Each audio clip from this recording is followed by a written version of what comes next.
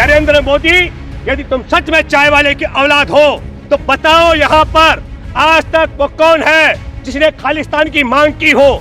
आप हमें बताइए कि वो कौन है जिसने पाकिस्तान प्रस्त की बात की हो। आप हमें बताइए वो कौन शख्स है जिसने चीन की बात की हो। हमारे देश में सुप्रीम कोर्ट की अदालत में एक बहुत बड़ा षड्यंत्र हो रहा है। सुप्रीम कोर्ट में बैठे मुख्य न्यायाधीश की अध्यक्षता में बेंच क्लोज टू क्लोज बात कर रही है।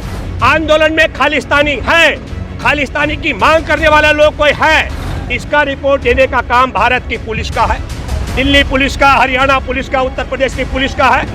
ये मोदी सरकार को सुप्रीम कोर्ट में बताने का नहीं है। सुप्रीम कोर्ट में मोदी सरकार का भारत के किसानों को खालिस्तानी बताना और उत्तर प्रदेश में योगी राज में सुप्रीम कोर्ट के आदेश पर बन रहे राम मंदिर के लिए चंदे के नाम पर हो रही गुंडागर्दी पर आंख मूंछ करके बैठना, इस पूरी क्रोनोलॉजी को आपको समझना पड़ेगा।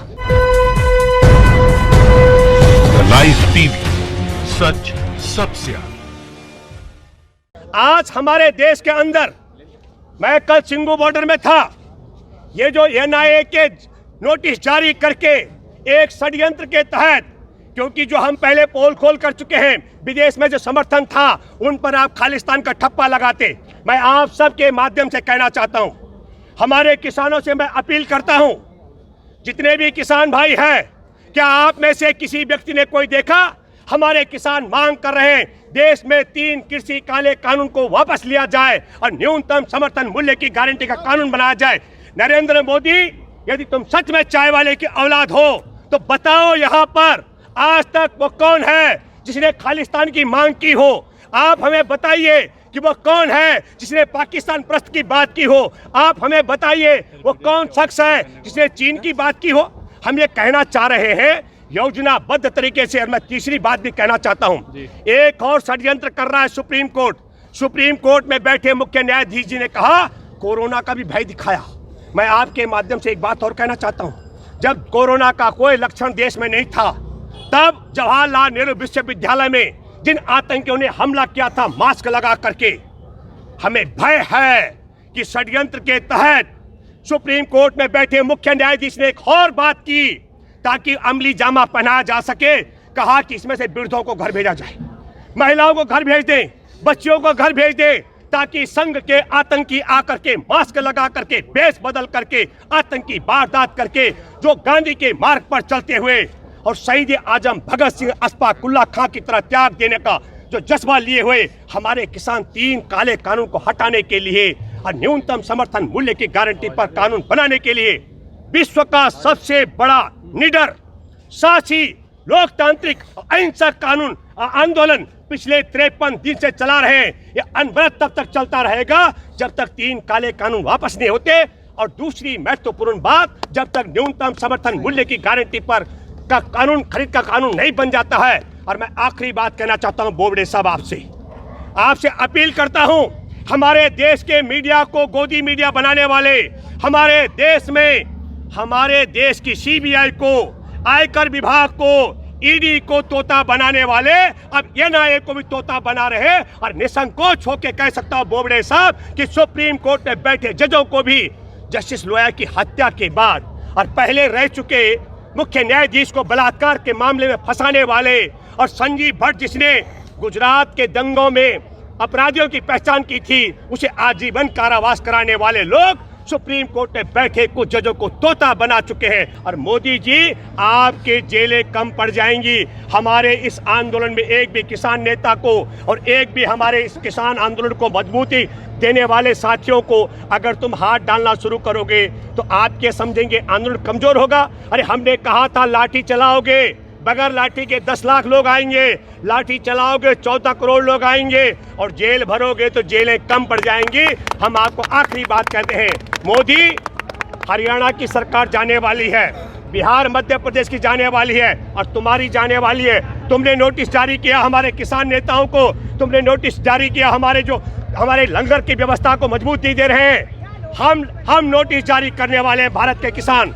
जितने भी विधायक और सांसदों ने हमारे किसानों के वोट से चुनाव जीते हैं, उन सब के लिए हम नोटिस जारी करने वाले हैं। इन 3 काले कानून के खिलाफ और न्यूनतम समर्थन मूल्य की गारंटी के लिए किसानों के आंदोलन के पक्ष में खड़े हो जाओ, नहीं तो नोटिस हम तुमको जारी करते हैं, गांव में घुसने नहीं देंगे और अगली बार एक वोट लेने नहीं देंगे, ये वादा हम आपसे करते हैं। हमारे देश में सुप्रीम कोर्ट की अदालत में जो मामला गया किसान आंदोलन को लेकर के, उसमें सुप्रीम कोर्ट में बैठे मुख्य न्यायाधीश की अध्यक्षता में बेंच की सिर्फ एकमात्र भूमिका है। वो हमारे देश में बने इन 3 काले कानून के संवैधानिक वैधता को इसकी परख कर सकती थी, संवैधानिक तरीके से बने हैं कि नहीं बने हैं। लेकिन बहुत बड़ा षड्यंत्र हो रहा है। सुप्रीम कोर्ट में बैठे मुख्य न्यायाधीश की अध्यक्षता में बेंच क्लोज टू क्लोज बात कर रही है, जैसे नेता नगरी का मामला हो, क्लोज टू क्लोज हमारी बात सरकार के साथ हो रही है। मैं दूसरा जिक्र करना चाहता हूं, भारत की सरकार को कानून के पक्ष और विपक्ष में अपनी राय देनी थी और भारत के सरकार की तरफ से जनरल सॉलिसिटर जो वहां पेश हुए, उन्होंने कहा इस आंदोलन में खालिस्तानी है। ये दूसरी बात मैं आपको बताना चाहता हूं, आंदोलन में खालिस्तानी है, खालिस्तानी की मांग करने वाला लोग कोई है, इसका रिपोर्ट देने का काम भारत की पुलिस का है, दिल्ली पुलिस का, हरियाणा पुलिस का, उत्तर प्रदेश की पुलिस का है। ये मोदी सरकार को सुप्रीम कोर्ट में बताने का नहीं है। मैं ये बात इसलिए कह रहा हूं कि सरकार की नीयत को आपको समझना पड़ेगा। और फिर तीसरी बात मैं आपको कहना चाहता हूं, जब हमारे देश में किसान आंदोलन पूरे पीक पर है, भारत के किसान हिंदू हो, मुसलमान, सिख, ईसाई, बौद्ध, जैन, पारसी और नास्तिक, सारे के सारे एक स्वर में आवाज बुलंद कर रहे, हम किसी भी कीमत में ये 3 काले कानून जो हमारे खेत खलियान और खाद्यान्न को बहुराष्ट्रीय कंपनियों के गिरवी रखने का षड्यंत्र है, ये काला कानून हमको मंजूर नहीं है। और दूसरी मांग कर रहे हैं कि हमारे देश में न्यूनतम समर्थन मूल्य पर खरीद की गारंटी का कानून न बनने के कारण पिछले 10 वर्ष में जो 45 लाख करोड़ का नुकसान हमारे देश के किसानों को हमको भुगतना पड़ा, उस कानून के बगैर हम किसी भी कीमत पर मानने के लिए तैयार नहीं हैं। और तब ऐसे दौर में सुप्रीम कोर्ट में मोदी सरकार का भारत के किसानों को खालिस्तानी बताना और उत्तर प्रदेश में योगी राज में सुप्रीम कोर्ट के आदेश पर बन रहे राम मंदिर के लिए चंदे के नाम पर हो रही गुंडागर्दी पर आंख मूंछ करके बैठना, इस पूरी क्रोनोलॉजी को आपको समझना पड़ेगा। मैं आपके माध्यम से एक बात और कहना चाहता हूं, बोबड़े साहब, गोलियां कम पड़ जाएंगी, आपके तोप के गोले कम पड़ जाएंगे, हमारे सीने कम पड़ने वाले नहीं हैं। हम सब ने संकल्प ले रखा है, हम गांधी के अहिंसा के मार्ग पर डटे रहेंगे। ये पड़ाव है हमारे 8 जगह। मैं आपको फिर कहना चाहता हूँ, 53 दिन हो चुके हैं, हमें किसी को कोरोना का भय नहीं है। सही बात। हम लोग, मैं आपको बताता हूँ, न यहाँ मास्क, न कोरोना का डर है, न मास्क जरूरी, न शारीरिक दूरी, पर हम सब लोग बैठे 53 दिन से खुले आसमान के नीचे काले कानून को हटाने के लिए। ये हमारी है मजबूरी। और नया कानून, न्यूनतम समर्थन मूल्य की गारंटी का कानून बनाने के लिए, इसलिए मैं आपसे अपील करता हूं, आप ये सब दाएं बाएं मत करें, ये तोता बनाने की प्रक्रिया बंद करें। और सुप्रीम कोर्ट से मैं आग्रह करता हूं, ये तोता बनाकर हमारे आंदोलन को कमजोर करने का जो षड्यंत्र कर रही है, मोदी सरकार की ताकत नहीं है। हमारे देश के किसान आंदोलन में जो लोग लंगर की व्यवस्था कर रहे, सेवा कर रहे, जो किसान बीच में डटे हुए, मेरे दोस्तों, मैं आप सबके माध्यम से कहना चाहता हूं, राम मंदिर निर्माण के लिए 1400 करोड़ रुपए जो इकट्ठे हुए थे, वो 1400 करोड़ रुपए कहां लग गए? चिन्मयानंद, एक राम मंदिर निर्माण की अगुवाई करने वाला जो नेता है, उसकी सैकड़ों वीडियो वायरल हो रही है, नंगी तेल मालिश कराते हुए अपने कॉलेज की लड़कियों से। तो क्या राम मंदिर के नाम पर जो चंदा इकट्ठा हुआ था, वो सब विश्व हिंदू परिषद और भारतीय जनता पार्टी के नेताओं ने तेल मालिश करवाकर खत्म करवा दिया क्या? वो चंदा कहां गया?